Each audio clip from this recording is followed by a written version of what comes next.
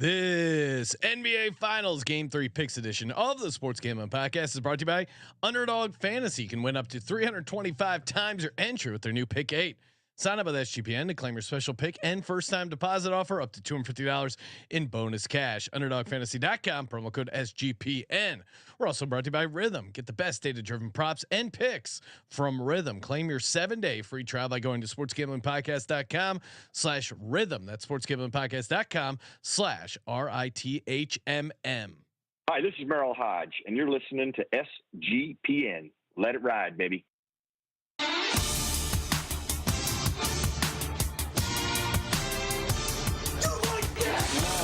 Cox. He's one of those guys who will get penetration.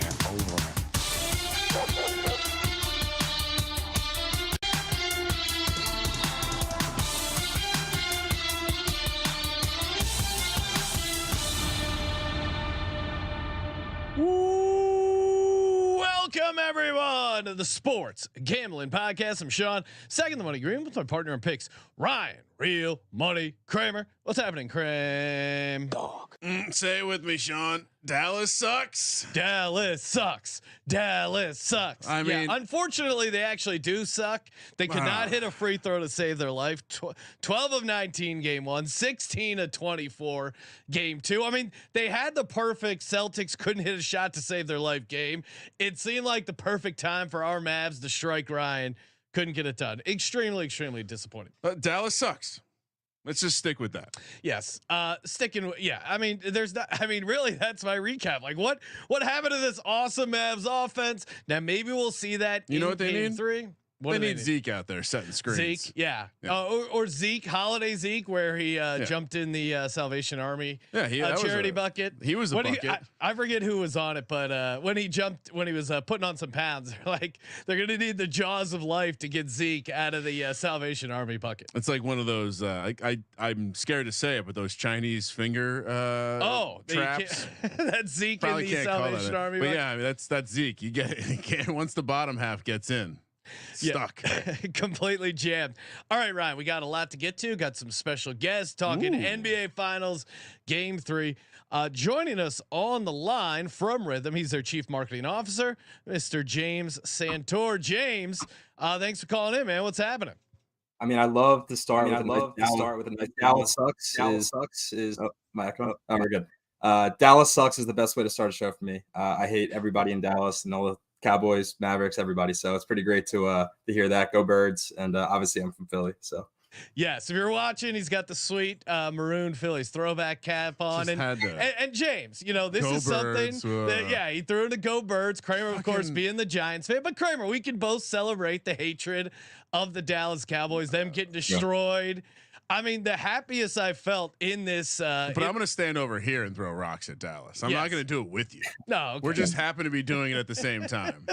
Happiest I felt in a long time watching football, I think, was just watching the Dallas Cowboys get their fucking ass kicked in the playoffs. It was great, and of course, I was all over the Packers money line, and just to see that fall into place was just truly an epic.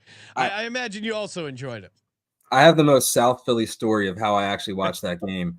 Right. I was in a South Philly Acme, which is our grocery store, and there's a Starbucks that's inside of a liquor store, inside of the grocery store. And that's like my place to go, just like get work done, because there's literally nobody else there besides me. So I sat in the back and I'm just watching on the TV, and the security guard comes and watches, and I'm like, dude, Cowboys are getting their asses beat. He sits down, he starts watching with me. Everybody just comes into the place, starts watching this game, and I'm just rallying the troops saying, screw the Cowboys. Like, it was just such a great vibe in there. So South Philly grocery stores, I was getting the people riled up for that game. It was amazing. I mean, that is, and that is what's great about obviously a silly like Philly, Ryan. It's also what LA lacks. Yeah, everyone coming together not only to support your team but to hate on the other team. Like, I turned my wife into an Eagles fan. She grew up here out in Los Angeles, didn't really have a football team, so I got her hooked on the Eagles. You're a stray dog. Yeah, I housed her, got her in the Eagles. The the mind control program. Got my niece. Shout out to my niece. Wore a Jalen Hurts jersey to picture day, which was pretty awesome. Her mom was like, "Are you sure?" And she's like, "Yeah, of course. Go Birds." Good parenting, right So there. you got to get the brainwashing her early and often. And yeah, it's not only how awesome are the Eagles, but you followed up quickly with a Dallas sucks.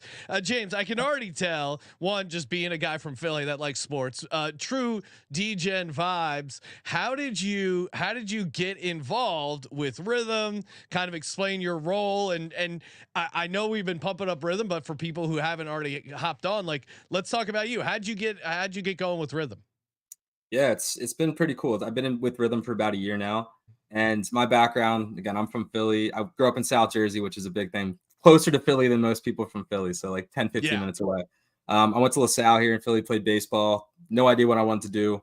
Started working in finance, typical finance bro, just banking and investments. It was real fun. Had a big insurance company. And one day it literally hit me in a meeting. I was like, I got to get the heck out of this place. Like, if this is what I'm doing for the rest of my life, then, it didn't feel right. I found my way into venture capital. So investing in the sports and technology. So everything that was up and coming in the space of just sports media, fan engagement, betting, esports. And that was 2019. So pre-COVID, I got to see a little bit of everything. I was the chief of staff and director of marketing. I was just taking it all in. I was working with Ryan Howard from the Phillies, Brian Westbrook with the Eagles. Like, I was like living the dream. I literally like Jim from The Office. That was my job. It was surreal. So did that. And then after a few years, I decided I wanted to go out and help those same startups we used to invest in, help them figure out how to grow and scale their companies. And that's how I met Rithmm. So about a year ago, we had a meeting, and I was like, I really aligned with what they were doing to change the industry of sports betting and change the way people watch sports and engage sports. The team's amazing. They're literally all geniuses, and I'll get to that in a second. But it's a pretty special place to be at. And when I tell you more about what Rithmm does, you'll really understand why I'm so amped up about it. Yeah, no, I mean, so obviously the space, there's a lot going on. There's a lot of people who are like, hey, we got picks, but we got winners. Yeah, we got winners. But to Rithmm's point, give you the good winners. Yeah, I mean, what I found is fun, and I've been playing around with it a little bit, is coming up with your own modeling and kind of actually getting to build the model yourself. I think is pretty fun, pretty interesting, especially if you like messing around with data. But what did you find appealing about Rithmm? What separates Rithmm in what is kind of a crowded space? But what did you find that you really drew you to the company? Yeah, to your point, there's a lot out there, right? Like, there's been handicappers and tipsters and touts for forever, literally since like the dark ages, I think. So, oh yeah, AM radio. Yeah. So going, seeing that, and then when I was in the investment space, just seeing the thousands of companies that popped up trying to just do the same exact thing, which was add a social element to betting, or again, my God. Yeah. No, I didn't mean to interrupt, because honestly, like, every new company we have the conversation with, they're like, yeah, we'll do this, but then it'll be our social thing. And I even try and tell people, like, no, people already have their social media, thing, right? their group chat. They already kind of have that thing. If you're making a product, make it something that's either not already in the space, or something that you can clearly do better. I didn't mean to jump in there, but just the toss the social thing in, like, they're gonna create a new space where people hang out. It's like, I love the idea, but guys, like, you're not gonna take down Twitter or whatever, iMessage. Like, people already have their ways, they figured it out. But there's obviously a lot of space in the betting for unique stuff. So sorry to jump in there. No, you're good. It's a feature, not a business, right? Like, that's the difference. Companies these would come to me, be like, hey, I need $10 million at a $50 million valuation for this idea. I'm like, that isn't how it works. Like, that's not a scalable idea. But what changed what made me realize Rithmm was like that game-changing idea, like that 10x exit type of idea, was it's created by MIT data scientists. And they literally were sitting in class at MIT. Our CEO played college basketball. Oh, nice. What is that noise? That's just like our data being processed. That's our nerd sound effect. I love it. Well, we have the traditional nerd sound effect, but I was giving you the data sound effect for the MIT guys. I mean, I'm sure Colby knows MIT's college basketball team, so he's probably familiar with the guy on the court. It's funny you say that. There was actually it might be still going on, but in LA, there's a basketball tournament put on every year called Tech Jam. Oh yeah. And second Spectrum, which is like the measurement company. Yeah. It's a bunch of MIT kids from the basketball team. They come in and dominate, and the nerds were definitely dunking on everyone else those days. Anyway, sorry, quick aside. So MIT guys, they got some data.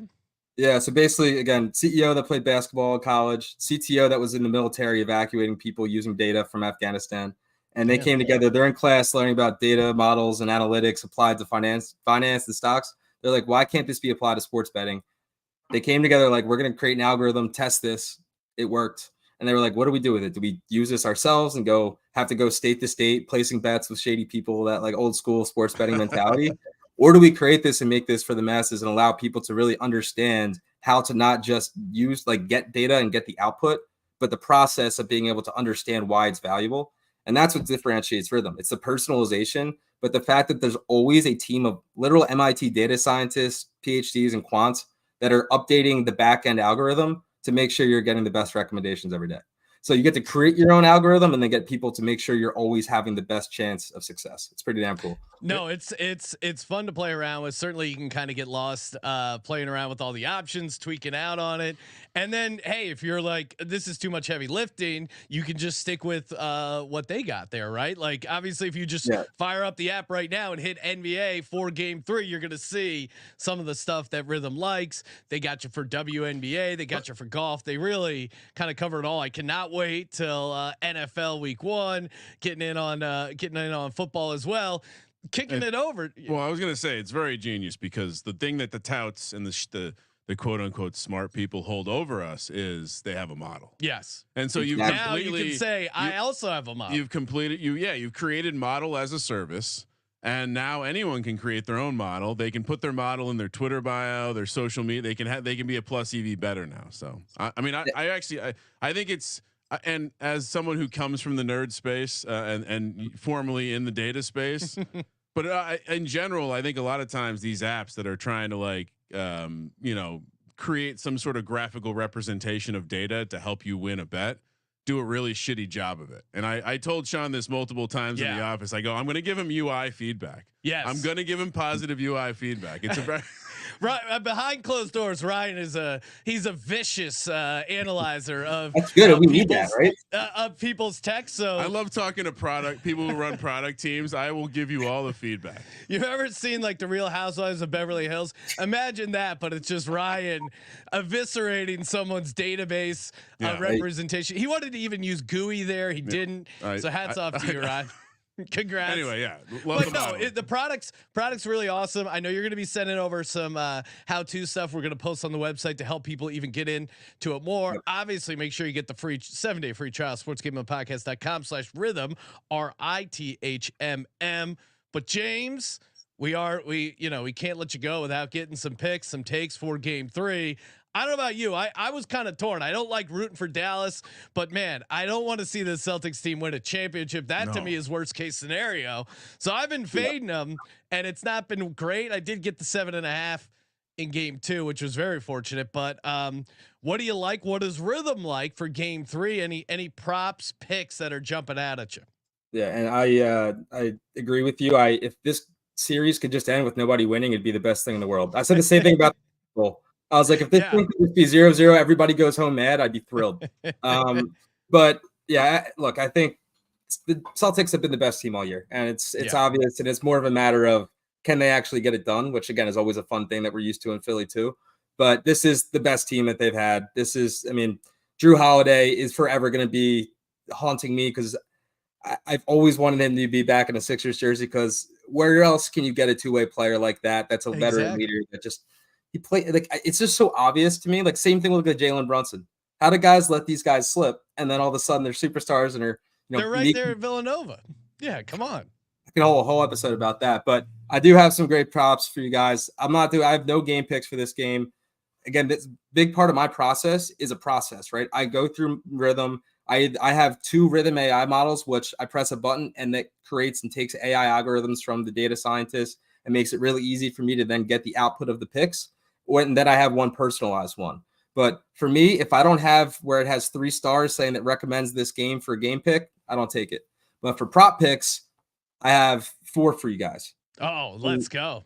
And what we were talking about too with the visualization, I think a lot of apps just do visualization. What we do is we add a graphical visualization with a prediction. So we give you that full spectrum of a pick. Instead of it just being a pick, it's a pick with data and something to back it up with trend analysis, which is a really unique combination all in one place. So what I do is I go and look at this basically menu of bets. And what I do is I combine what the prediction says, like example, Peyton Pritchard over 1.5 assists at -115. Then I look at the graphical representation of that, and he's hit that in 80% of his last 5 games. I feel confident giving out that bet to you guys. Love it. So you like Peyton Pritchard over 1.5 assists. What about Kyrie? I thought game 2, Kyrie was going to be due. I mentioned it on the show. I think Rithmm actually had the under, but I'm like, nah, Rithmm doesn't know what they're talking about. I'm going to take the over. Of course, Rithmm was right. Came in on the under. What else you got props wise you like for game 3? I like the Pritchard angle. See, like, so what I'll do now is I just like search Kyrie. So under 4.5 assists has hit 60% of the last 10 games. And that's the recommendation. So like immediately I'm like, that has 2 points of validation for me that I feel confident giving that pick to you. Now let's go. Under 23.5 points. So 23.5 point line after you scored what, 16 last game? Yeah. Same thing. He's in the last 10 games, he's hit 70%, the under 70% of the time. It's a Rithmm recommendation. I feel confident taking that pick.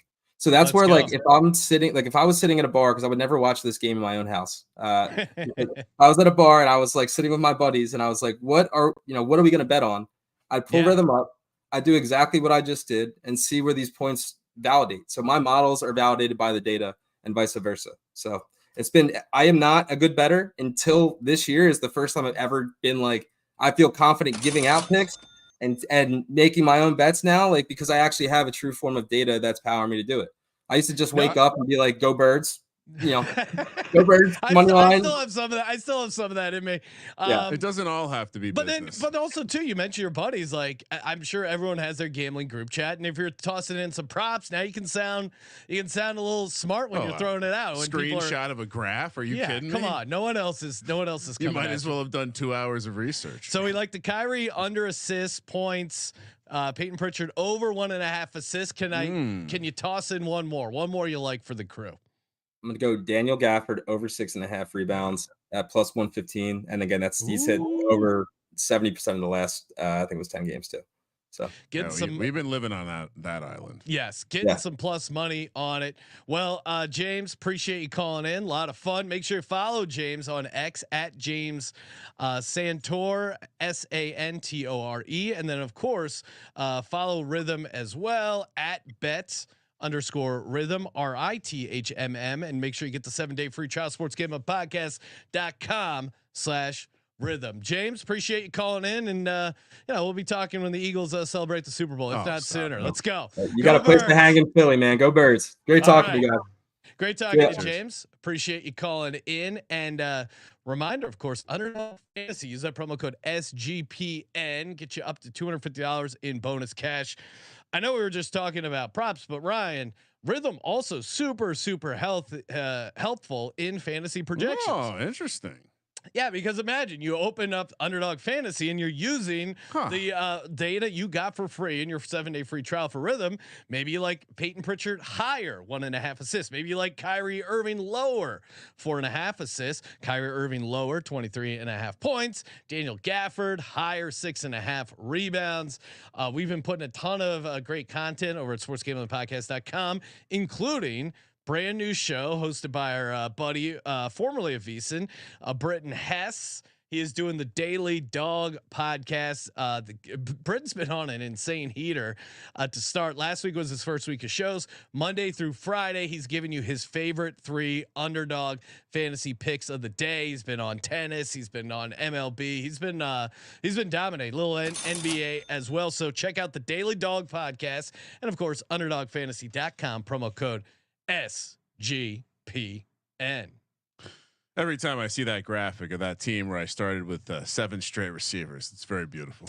Yeah, we did a that was a real draft. Yeah, that was a real draft for us. We did a best ball draft last night. Ryan had a lot of fun and felt like really optimistic about. Maybe that's what we do next week for the best ball episode. We have Britton on to give out a little three-legger that is for the people before. That is a great idea, Ryan. A little promotion for the episode. Yeah, of course. Sunday Night Football. We're going to be doing every Sunday between now.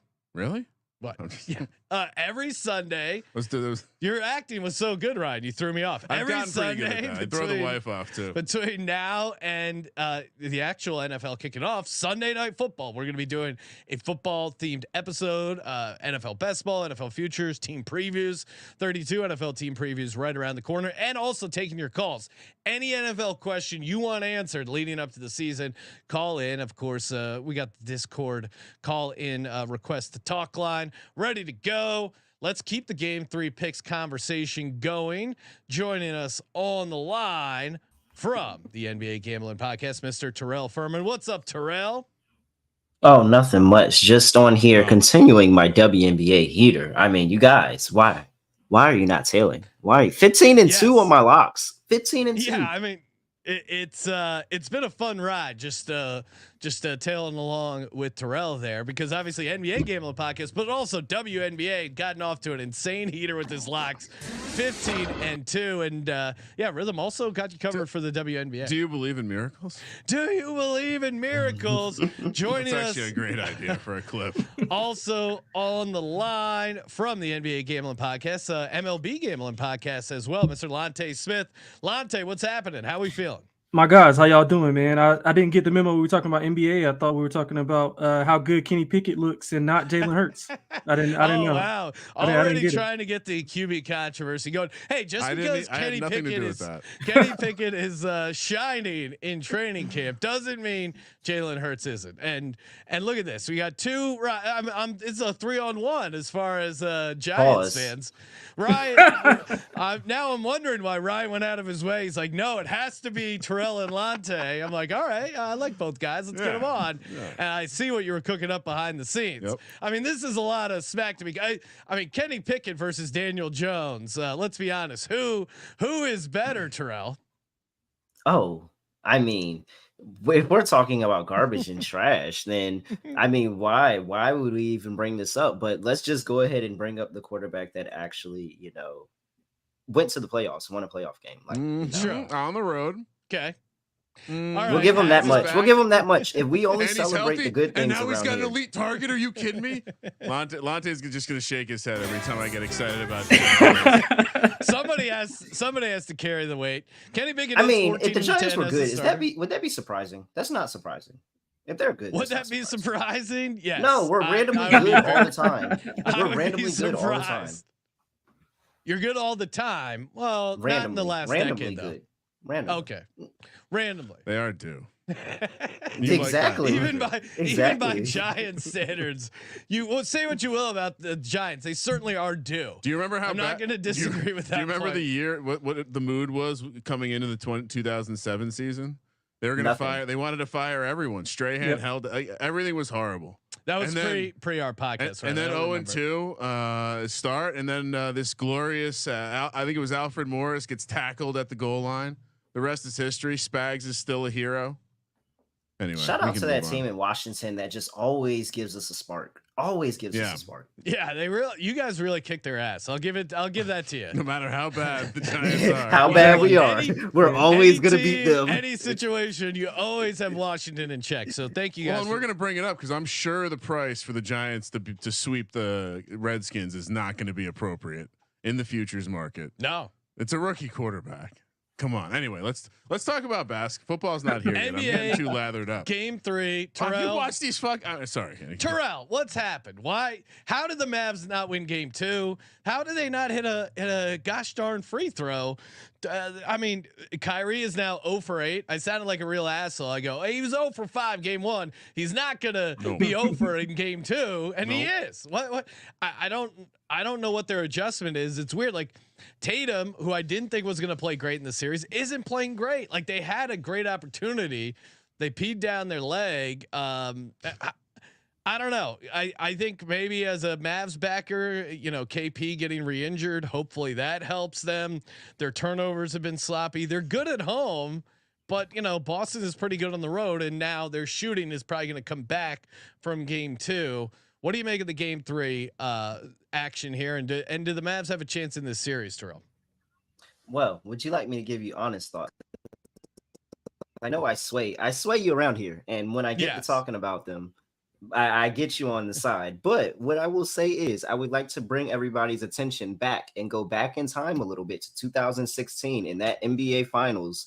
Kyrie Irving did not start off that NBA Finals well. First 2 games, he had 26 points in that first game, but he did on 31% shooting, and then came back with a 10-point game, 35%. Like, Kyrie Irving has been inconsistent all of his career. That's the reason why Kyrie Irving hasn't been launched into the upper echelons of the greatest players of all time, is because the inconsistencies that he has. So the thing about inconsistency is that you get consistent at some point, and what's better way to get consistent than when you're going back to Dallas for the first time since 2011 in the NBA Finals, a place that makes you feel whole, a place that makes you feel good, because he was not happy in Boston. He was not happy in Brooklyn. He got to Dallas and things were rough, but then he found his stride and he's gotten to a point where he's actually smiling. You see Kyrie Irving smiling and laughing in interviews again. Like, this is it. He needs to go back home. Props. We know he's not betting on his player props if he's smiling and laughing, because those have not been good. So you're thinking there is a little Kyrie redemption angle. Is the key to the Mavs winning the series, they got to get down 3-1 and then we set up Boston for an epic collapse? Is that what it takes, Terrell? I mean, 2-0 is good enough for me. Don't even give my heart 3-1, because I don't think I could take it that long. But just give me a 2-0 lead and go sweep at home. Like, I think they have the opportunity to do it. And I think that the atmosphere, like, you know, as much as we give Dallas a lot of shit, their fans are really, really out there and they're really, really serious. And I think this is going to be in a rocking environment. And now you're going to test all of those role players for Boston. And you're going to make sure that they, did everything just down on me? Yeah, Terrell just got like a robot. Terrell's getting infiltrated. Whoa, yeah, I'm back. I have no idea what that was. Everything just went black. I was on too much of a heater telling you about how Kyrie Irving is going to help lead this team and how everybody else. Corporate gambling. Trying to take Terrell out there. Corporate gambling. All right. That's the play. That's how you know Dallas is the play. Honestly, that's it. That's how you know Dallas is the play right there. Lonte, what's your take on this series? I got a little trend here before you get your answer. Teams down 2-0 coming home since 1993, 10-5 straight up, 7-6-2 ATS, but 8-0 straight up, 5-2-1 ATS as favorites. And the Mavs are currently 2-point favorites. I think KP being injured certainly helping with this line. Or now it's down to -115, total sitting at 213. Lonte, what do you like in game 3? How do you see it shaking out? Well, I like Dallas early, and I think the odds makers obviously have caught on to this, because I made it. Well, I'm pretty sure you guys made a lot of money as well back in the day doing this, fading the team up 2-0 going on the road for the first time, and you can see that because the first half, the last I looked, first quarter and first half, the number is way higher than what the full game is. So obviously they know what to expect and they've adjusted. But I mean, this is going exactly how I thought it would go. I put out the article maybe like before the series started. The first sentence of the who wins and why section is, I mean, everybody's enamored with Dallas because they thought they did something special. I mean, granted, they were good, but they haven't faced a team like Boston, and it's just a mismatch on paper as far as what some of the things that Dallas does well, they can't do well against Boston. They can't play lively in Gafford because they get pulled away from the basket. They usually dominate the paint. They can't do that against Boston. And I just thought it was a complete mismatch. And I mean, I think Dallas is more competitive at home, but I don't know how they solve their issues. I mean, Luka's been great. Kyrie, I mean, he can't get it going. I mean, they got 4 or 5 defenders on him, so he can't get comfortable in his bag like he usually does. And granted, he is missing some of those shots. Some of the shots are open, but the big thing to me is him and Luka are getting torched on defense.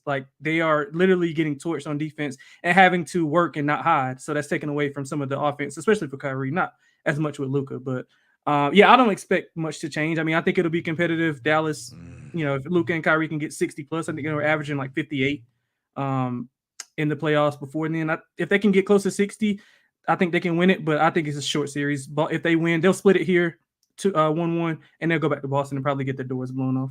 Lonte's bumming me out with his logical plays here, Ryan. Has a team won on the road? No. So the series hasn't started. Series, so technically, series hasn't started. I know a lot of people are saying it's 2-0, but really, as we know, 0-0. Let's go back to delusional Terrell, who's going to get us hyped on the Mavs. Terrell, what do you like for Game 3? Give us a lock. Give us I don't know if you have a dog, but let's give us your favorite play. John requested something from the first quarter, please. Oh yeah, a first quarter prop if you got one. Shout out to Scott who gave us Al Horford over whatever it was, 2 points, a half Only point. Scott. Yes, Scott. and Horford hit a corner three with like 30 seconds left in the first quarter. I was listening on the radio. I scared my wife. I'm like, yeah, that's what we're talking about. And so Terrell, give us a play you like and a prop you like. All right, play is very easy. We're taking Dallas. Points. You talked about and you and Lonte both talked about the down 0-2 going back home. And I talked about it. I think that this place is going to be electric. This is the first time they've had the finals here since 2011 when, they're going to have Dirk in the building. They're going to have Jason Kidd is, coaching the team. Like it's going to be everybody. That whole team is probably going to be in the building. Like they're going to pull out all of the stops and it's going to be a big deal. And I think the players are going to feed off of that, especially the role players. I think that I'm expecting big games from McGafford and Lively because we've seen bigs torch the Boston Celtics, i.e. Miles Turner, Evan Mobley, and Bam Adebayo. So I think that this is going to be another opportunity where they get back playing slow in their pace and ultimately just rising up on defense like they've done this entire playoff run before. So absolutely, I think that the Dallas Mavericks going to be able to get it done. And for a dog, I mean, it's pretty easy. I'm going to take Luka triple-double. I think Luka's going to go out there. They're going to have a good day offensively. They're going to hit shots, and Luka's been good around the basket. When they pull Lively and Gafford away from the basket, that opens things up for Luka, and Luka is getting a lot of those rebounds, and you see it as he's leading the series in rebounds, and we're sweating out a Luka series leader in rebounds ticket. So yeah, that's going to play. I'm going to play the triple-double. And then if you want a first quarter prop, take Luka points over in the first quarter, man. He's a dog, and he can easily end the first quarter with 12 points. It does seem like there's a celebration planned for this game, which worries me a little bit because I have been. This is one of those times where if I was me commenting on someone commenting on a football game like this, I would say, well, you haven't watched the games because what Lonte said is correct. Most correct. Schematically, Dallas is being undone. Yeah. And that is worrisome, but they're going back home. They get a little boost there. Missoula can't be smarter than. I mean, Jason, I said it to you before. Jason Kidd looks like a guy who wears glasses to try and appear smart. I don't get the most confidence from Jason Kidd sometimes. CT, that's what I get from him. Yeah, there's like a vacant stare sometimes from Jason Kidd. But then on the other side, it's not like it's Joe Mazzulla. He's no John Wooden on the other end. I wonder how many of those were Christians. Yeah, yeah. I like this guy. I think he's good for Missoula. Yeah, me too. I like him too. I like him too. He's very intense and interesting, but but to his credit, like I guess I mean Lonte. Do you think he's doing a good job in this series? I mean, they're up 2-0, so hard to say he's doing a bad job. I mean, I think he's doing a decent job. The thing is, he got a bad rap for his first year, which was kind of unfair because he came in like he wasn't even supposed to be the coach. I mean, the scandal and stuff happened with Ime. Yeah, so he was kind of getting a, first time coaching. He was coming from the back end of the bench. He wasn't even the lead assistant. And he was coming in being the head coach. I mean, obviously that's a big drastic step. And granted, he wasn't good, but he got better. He got his staff in. He got a full offseason with the guys. He got better. So I think he's been doing a great job with some of the stuff that he's been doing as far as his rotations, as far as the, especially defensively. I think he's really locked in on that matchup, especially with Kyrie, because if you notice, he's letting Luka do whatever he wants. They're not blitzing, they're not doubling. He's letting Luka do what he wants, and if he scores 50, he scores 50. But you saw what happened. Luka came out 23 points in like a quarter and a half, and they're still down 4. So I think that is a great defensive plan. I just like how he says the crazy shit out loud too. Like he keeps people on his toes. There is a weird element to where I'm always trying to coach my daughter, and I'm like basically to teach her to like do a couple crazy things So the other girls on the field have to kind of think about it for a second. Get in their head. Yeah. And like being Missoula, crazy is a good Missoula kind of wins the mental game all the time because he makes it about him when, I think in some ways he might be a little bit of a genius where it's like, he's making it about him and not the narrative of whatever his star is underperforming or, whatever other silly thing that's happening. Although they have to win. That would generally help, and then he gets a parade and he's a fucking hero. Yeah, Lonte, he absolutely so hates Gary Washburn. If you ever no, he absolutely hates Gary Washburn. Hates him.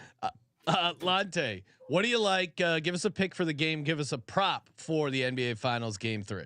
I like Dallas first quarter, man. I mean, I think we all talked okay. about it. I like them in the first quarter. But ultimately I'll be on, Boston to win the game. I'm waiting to see if that money kind of drives it up. I can get a better plus price. I mean, I just don't think they can get better at doing anything defensively. I mean, offensively they can make shots, but I mean, is Boston going to go 26% from 3? I don't think so. I think Tatum's going to play better as well. And that leads me into my next one, which I like Tatum over 6.5 first quarter points. So, he generally plays all first quarter, like all 12 minutes. So he's going to get the opportunities. He has played better on the road than at home for whatever reason. So I think that prop is good to catch. If you want to ladder it up 10 plus, you can get a nice plus price on that. But I was going to give you guys a real degenerate play, but I don't see it on the board with Jaden Hardy under a half assist. Cause he hasn't had any in 4 of the last 5, and they keep putting that plus money, which was, I was printing money off of it, but they kind of took it off the board, so it's not available. Scared. Sean, I rarely do will I post a comment from Twitch, but you got to see this one, Sean. What do we got? We got this is Polar Nights, sick ass profile picture. I love the show. It is the perfect evolution of beard growth. Yes. Oh, thank you. So we all have. I probably have the shortest. And then I don't know who's next shortest, but I can't tell. Kramer's is pretty thick. Yeah, I don't take a razor to this face very often. Terrell.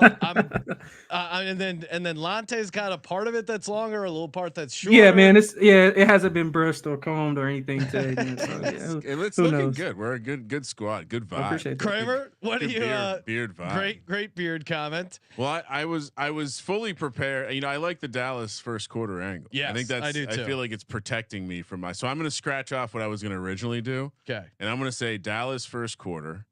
I also like the idea of Luke, like the narrative changing and Luka just going nuts. So let's take that triple double one. There is an element of like, hey, the series hasn't started yet. This happens all the fucking time in the NBA. The finals only makes it worse because they make you. I mean, I'm sitting here trying to make the schedule. They're playing one game in a 5-day span. And I think we lost Lonte. And he's going to work on his beard. He gotta.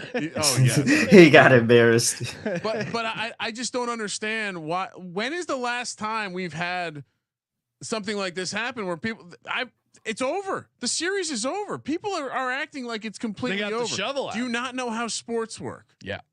I'm taking the triple double. I'm taking the first quarter, and I'm very tempted to take more Dallas series. Is that reckless? No, not at all, Ryan. Are you piling on? Yeah. Okay. Why not? Well, I mean, think about it. If they win these 2 games, anything can happen. Think about this, Terrell's and this is why I question. This is why I question. Terrell, like if I had a gambling angel and gambling devil, they may as well. Jake, can we get a Photoshop of a gambling devil on my shoulder here? And it's just Terrell in a devil outfit. Like Mavs are coming back, baby. Mavs in 7. I mean, just think about it. Well, also we've seen how even in this, it's turning into the modern day NBA where Game 7 home court is not what it used to be, and if the Mavs can get it to a Game 7, the butts are going to be so incredibly tight there on that Boston side. They're going to feel like Tatum's going to feel like he has to do it, which as we've seen, don't let Tatum do it, and that's how you win. We got to switch the tables though. I like a lot of what James had to say earlier with the Rithmm app. I'm going to co-sign the Daniel Gafford over 6.5 rebounds, and I also like the Gafford over 8.5 points. I'm pretty sure Rithmm likes that as well. And then give me Dallas Mavericks laying the 1.5, but also with the first quarter, that feels good. When is this game being played? What time? Wednesday. Exactly? Wednesday. Yeah. 5:30 Pacific. So Yeah, the Longhorns better interesting- get ready for football season. This is going to be the last 2 games they see in Dallas. Interesting bit of is this would this be considered a conflict? You know, there's some big time Tom Brady Hall of Fame ceremony the same night. It's why would they do it in Boston, right? They're 100% losing this game, right? Oh wow. The city's focused on something else. I think it's being televised and everything. Bill Burr is going to be at the Tom Brady thing. That's hilarious. You're drawing all the big Boston heads to come on, right? No, I mean, Lonte's changing his entire handicap. Yeah, that. Listen, that kind of, I mean, that kind of shakes things up. Yeah, you're right. Kyrie. Now I know I already tried to sell this to people, but Kyrie Irving MVP at 100-1. Listen, they haven't won a game yet. I'll take all the action you want, Sean. I'll take all the action you want. All the action you want. It's 100-1. Here's the thing. Here's the thing. They're plus 550 to win the series. If they win the series, they're not going to win the series without Kyrie Irving playing better. We can agree on that, right? Yes. So if Kyrie Irving plays better, Sean, sky's the limit. Sean, sky's the limit. Why are our guy? Yeah, that might have to be an official. Let's add that to the portfolio. Official offline transaction. Life-changing amount. All right, this was a lot of fun as always. Terrell, any other picks or info you want to toss in there? All I have to say is that congrats to the Boston Celtics for being 2024 NBA champions. Since everybody says they're crowned, congrats to it. But I will just say that they have continuously lost a game in the playoffs at home. That is why I question Joe Mazzulla. Hey, if you lose game 5, this is a completely different series no matter what happens in Dallas. If you lose game 5, this is completely different. So I think they absolutely positively cannot lose a game at home, or this is actually going Dallas's way. Let's go. Make sure. And shout out to the WNBA Gambling Podcast for sure. Definitely. WNBA Gambling Podcast. Make sure you subscribe there. I can't believe the way that the basketball, the organization is treating Caitlin Clark is ridiculous. Yes. It's ridiculous. Is Scott, have one Play of you better. guys decide? So it sounds like Terrell is the Caitlin Clark heel of that show. I like that. Tune in. I like that. And of course, follow him on X at ReallyRel _. Lonte, any final thoughts here? Game 3 NBA Finals. Yeah, I mean, not really. Just I think we all pretty much covered it all, but I don't think they'll split here and then they'll go back to Boston and they'll blow them out. That's just how I envisioned it. I mean, even if you'll get the Luka and Kyrie game, but I don't even know if that might not be enough. You know what I'm saying? And just a quick question before we go. Yeah.